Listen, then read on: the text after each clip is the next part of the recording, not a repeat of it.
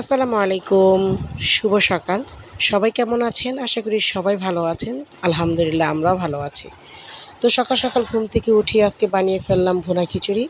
যেহেতু ছোট বোনের শরীরটা বেশি ভালো না, তো চেষ্টা করতেছি তার মন মতো নাস্তা বানাতে যাতে অল্প হলেও কিছুটা খেতে পারে।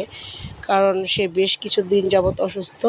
১৩ রমজান থেকে সে অনেক অসুস্থ আর সে তেমন কিছুই খেতে পারছে না। তাই বানিয়ে ফেললাম তার পছন্দ মতো ভুনা খিচুড়ি। আর ভুনা খিচুড়ির জন্য এখানে ছিল চিকেন ভুনা। এটা আমরা আগে করে রেখেছিলাম। আর এটা ওভেনে গরম করে সাথে দিয়ে দিলাম ডিম ভাজা। আর এখানে আমরা সবাই একসাথে খেতে বসেছি। এই যে আমার কুট্টি মামুনি, মামুনিটাও খেতে বসেছে আমাদের সাথে। আর ভুনা খিচুড়ির সাথে সবচাইতে মজার ভর্তা হচ্ছে পেঁয়াজ মরিচের ভর্তা। এটা আমি খুবই পছন্দ করি। বিভিন্ন ভ্যারাইটিস ভর্তা তো আমরা খাই, কিন্তু মরিচের ভর্তাটা একটু এক্সট্রা মজা লাগে আমার কাছে। তো যেহেতু সকালবেলা শর্টকাট নাস্তা বানাচ্ছি, তাই অন্যান্য ভর্তা আজকে তৈরি করলাম না। শুধু ডিম ভাজা, চিকেন ভুনা আর হচ্ছে মরিচের ভর্তাটা আমি এখন বানিয়ে নেব। তো মরিচের ভর্তার জন্য সব কিছু রেডি করে নিয়েছি। এখন এটাকে একদম ভালো করে কচলিয়ে একদম ঝাল একটা ভর্তা তৈরি করে নেব, কারণ এই ভর্তাটা আমি খুব ভালো বানাতে পারি।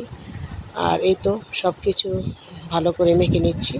আর এটা একদম খুবই সুন্দর করে চটকিয়ে একদম বানাতে হবে। এই যে অনেকেই হাত জ্বলার ভয়ে এই ভর্তাটা তেমন বানায় না। আর এখানে ছিল একদম সবচেয়ে ফেভারিট আচার। আচারের তেল দিয়ে কিন্তু ভুনা খিচুড়ি খেতে খুবই মজা লাগে আলহামদুলিল্লাহ। আর ভর্তাটা আমি এদিকে বানিয়ে নিচ্ছি আর এখন সবাইকে একটু একটু করে দিয়ে দেবো।